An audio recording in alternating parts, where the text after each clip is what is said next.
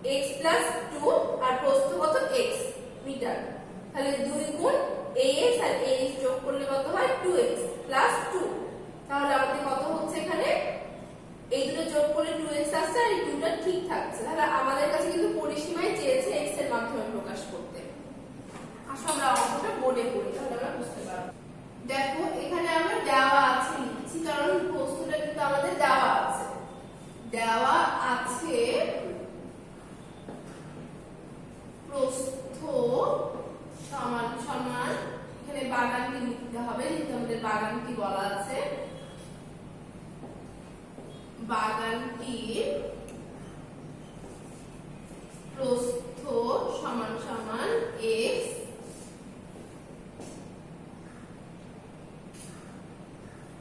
Metre. এখন দেখো শর্ত অনুযায়ী তাহলে কি বলেছে, দৈর্ঘ্য প্রস্থ অপেক্ষা 2 বেশি, তাহলে বেশি হলে আমরা কি করি যোগ করি। অতএব শর্তানুযায়ী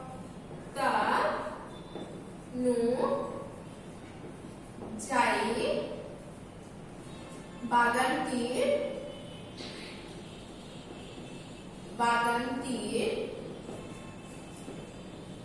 দৈর্ঘ্য সমান সমান x প্লাস 2 মিটার, মানে 2 বেশি না, আমরা 2 প্রস্থের সাথে 2 আমরা কি করলাম দৈর্ঘ্যের ক্ষেত্রে যোগ করে দিলাম মিটার। তাহলে আমরা জানি একটি আয়তক্ষেত্রে বা আয়তাকার কোনো জিনিসের পরিসীমা কত সেটা লিখি। আমরা জানি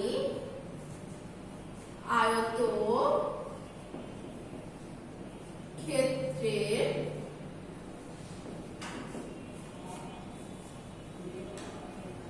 পরিসীমা সমান সমান, আমি নিচে লিখলাম 2 গুণ দৈর্ঘ্য যোগ প্রস্থ। তাহলে আমরা এখানে কি লিখবো, মিটার কিন্তু লিখবো না যেহেতু আমরা সূত্র লিখছি, তাহলে আমরা এখানে লিখবো একক। ঠিক আছে, এবার দেখো অতএব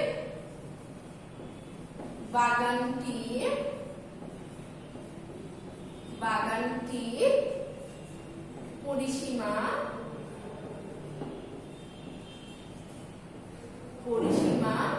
সমান সমান 2 গুণ দৈর্ঘ্য। তাহলে আমাদের কি ছিল x প্লাস 2 আর প্রস্থ কি ছিল x প্লাস x। এখানে যেহেতু আমরা মানটা বসিয়ে দিলাম তাহলে আমরা কিন্তু এখানে এককটা লিখতেই পারি। তাহলে এককটা হচ্ছে মিটার। এখানে দেখো 2, এই গুণটা আমরা না লিখলেও বুঝতে পারবে এখানে গুণ অবস্থায় আছে। তাহলে x প্লাস x টা আমরা এদিকে নিয়ে আসলাম, x প্লাস 2 আমরা এখন সাজিয়ে দিচ্ছি মিটার। এখন দেখো 2 x আর x যখন আমরা যোগ করছি তখন কত হচ্ছে 2x প্লাস 2 মিটার। ঠিক আছে, আমাদের কাছে কিন্তু বাগানের পরিসীমাই চেয়েছে, তাহলে আমরা কি লিখবো অ্যানসার। আমরা কিন্তু বীজগণিতে অ্যানসার লিখি, উত্তর কিন্তু আমরা লিখি না, এটা খেয়াল রাখবা। 2x plus 2 metre. তাহলে আমরা পরিসীমাটা পেয়ে গেলাম। আমরা পরবর্তী অঙ্কে চলে যাই। পরবর্তী অঙ্কটা আমরা দেখি, বাগানটির পরিসীমা 36 মিটার হলে এর প্রস্থ কত। আমরা কিন্তু পরিসীমাটা কয় পেয়েছি, তাহলে কয় আমরা কি পরিসীমা পেয়েছিলাম 2 × 2x প্লাস 2 ইকুয়াল টু 36, কারণ পরিসীমা এটা আমাদের, তাহলে পরিসীমার মানটা দেওয়া আছে প্রস্থ অনুসারে 2 × 2x প্লাস 2 ইকুয়াল টু 36। তাহলে আমাদের x নিতে হবে, x টাকে শুধু সিঙ্গেল করতে হবে যদি আমরা x এর মানটা বের করতে যাই। এবং প্রস্থ আমরা কি ধরেছিলাম x ধরেছিলাম, তাহলে আমাদের x এর মানটা বের করতে হবে।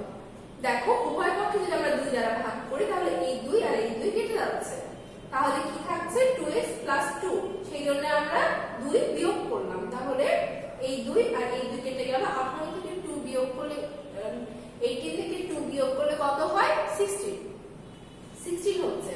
তাহলে x এর সহগ কত 2। তাহলে x এর সহগ 1 করার জন্য আমরা কি করব, উভয় পক্ষে 2 দ্বারা ভাগ করব। 2 আর 2 কেটে গেল এবং 16 কে 2 দ্বারা ভাগ করলে কত হয় 8। তাহলে আমরা x এর মানটা দেখো পেয়ে গেলাম, x এর মান 8। তাহলে বাগানটির প্রস্থ কত 8 মিটার, কারণ আমরা আমাদের প্রস্থ কি দেওয়া ছিল x। তাহলে x এর মানটা আমরা পেয়ে গেলাম, তাহলে প্রস্থটা আমরা পেয়ে গেলাম। আমরা একটু বোর্ডে করি, তাহলে অঙ্কটা আমরা বুঝতে পারবো। দেখো ক হতে প্রাপ্ত বাগানটির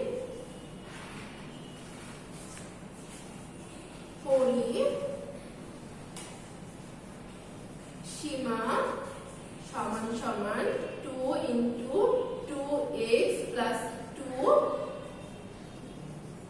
মিটার। তারপরে দেখো তাহলে আমাদের কি আসলো, প্রশ্ন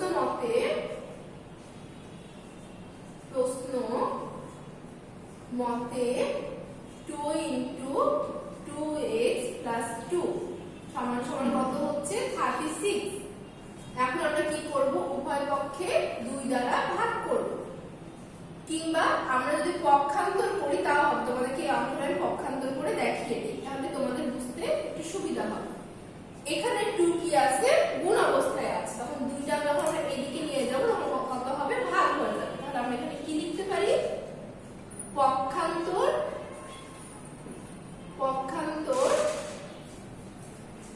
করে। যখন আমরা সমান চিহ্নের অপোজিটে নিয়ে আসি তখন কি হয়, চিহ্নটা পরিবর্তন হয়ে যায়, তাই না? তাহলে এই 36 কে 2 দ্বারা ভাগ করলে কত হয় 80, বা 2x plus 2 equal to 80, বা উভয় পক্ষে আমরা কি করব, 2 দ্বারা বিয়োগ করব, অথবা আমরা এই দুইটাকে ওই পাশে নিয়ে যে পক্ষান্তরও করতে পারি। আমরা পক্ষান্তর করে দেখি, 18 minus 2, তাহলে এখানে হবে কি, পক্ষান্তর করে দেখো বা, তাহলে 2x 18 থেকে 2 বিয়োগ করলে কত হয় 16, বা এখন দেখো এখানে x এর সহগ কত 2, তাই না? তাহলে আমরা কি করব, x ভাগ 2 অপোজিটটা নিব আমরা, 16 ভাগ 2 উভয় পক্ষে, এখানে আমরা সাইড নোট কি দিব, উভয় পক্ষে 2 দ্বারা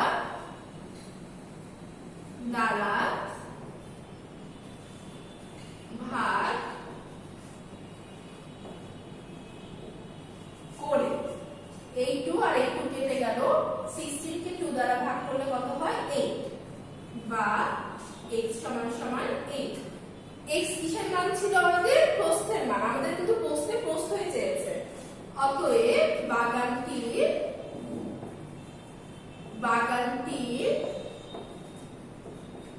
প্রস্থ 8। এখানে আমাদের মিটার কিন্তু লিখতে হবে, কারণ একক আমাদের মিটারে দেওয়া আছে, মিটার। এখন প্রশ্নে তোমাদের কাছে প্রস্থ চেয়েছে, যদি তোমাদের কাছে দৈর্ঘ্য চাইতো তাহলে তোমরা কি করতে, আমি একটু সাইড তোমাদেরকে দেখিয়ে দেই। দেখো আমাদের দৈর্ঘ্য কত ছিল, x plus 2, কারণ প্রস্থের থেকে কত 2 মিটার বেশি ছিল, তাই না, মিটার। তাহলে x এর জায়গায় আমরা কি করব, 8 মানে প্রস্থের যে মানটা সেটা বসাবো, 8 plus 2 মিটার সমান সমান 10 মিটার। দৈর্ঘ্যটা তোমাদের কাছে প্রশ্নে চাইনি, কিন্তু আমি তারপরে দেখিয়ে দিলাম। কোনো কারণে তোমাদের পরীক্ষায় যদি দৈর্ঘ্যটা চাই তাহলে তোমরা এইভাবে মান বসিয়ে বের করবে এবং এককটা ঠিক রাখবে। আমরা পরবর্তী অঙ্কে যাব। বাগানটি আমরা পরবর্তী অঙ্কটা দেখি কি আছে। বাগানটি পরিষ্কার করতে মোট 320 টাকা খরচ হলে প্রতি বর্গ মিটার পরিষ্কার করতে কত খরচ হবে। দেখো এক্ষেত্রে কিন্তু আমাদের বলেছে বর্গ মিটার, মানে আমাদের ক্ষেত্রফলটা বের করতে হবে, সেটা মাথায় রাখতে হবে।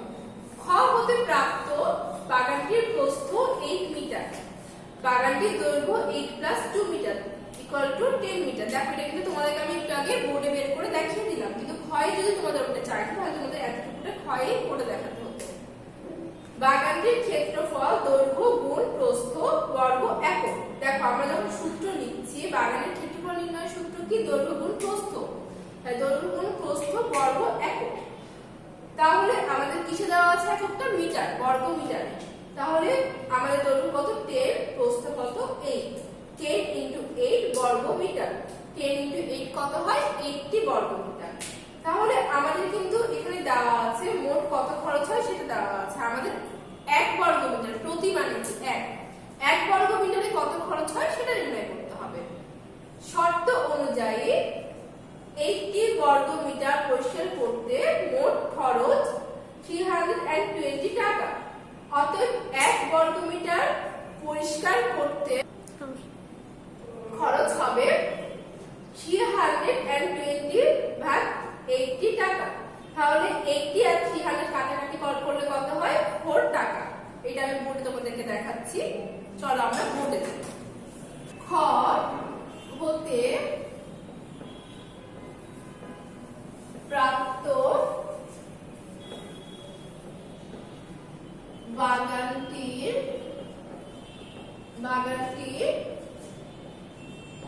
প্রস্থ x = কত মিটার? 8 মিটার। অতএব বাগানটির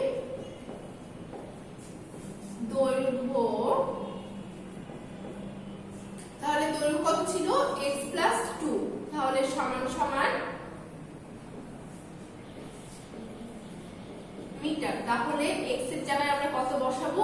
8 + 2 মিটার।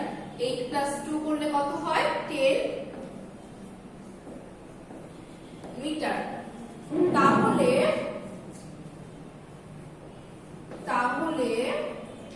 বাগানটির ক্ষেত্রফল, বাগানটির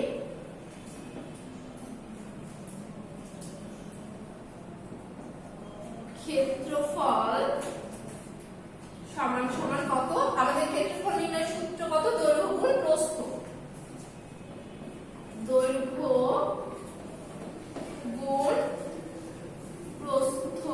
তাহলে আমাদের কি হয়? যখন গুণ হয় তখন কিন্তু আমাদের যে কোনো কিছু স্কয়ার হয়, তাই না? তাই জন্য আমাদের বর্গ হচ্ছে। স্কয়ারকে আমরা বাংলায় কি বলি? বর্গ। তাই জন্য আমরা এখানে কি লিখছি? বর্গ একক সমান সমান দৈর্ঘ্য কত? 10 × প্রস্থ কত? 8।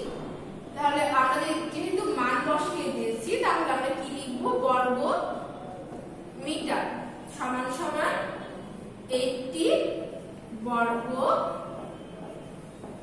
মিটার। 10 × 8 করলে কি হয়? আমাদের 80 আসে, তাই না? তাহলে বাগানটি পরিষ্কার করতে পুরো বাগানটার আমাদের ক্ষেত্রফল কত বেরোলো? 80 বর্গ মিটার। আমি উপরে একটু মুছে দিচ্ছি, আশা করি তোমরা উপরে একটু বুঝেছো।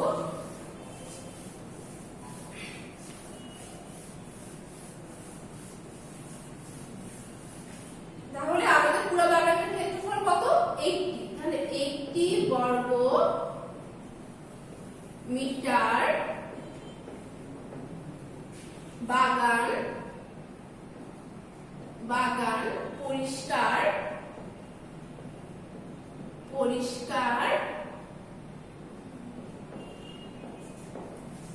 করতে খরচ 320 টাকা।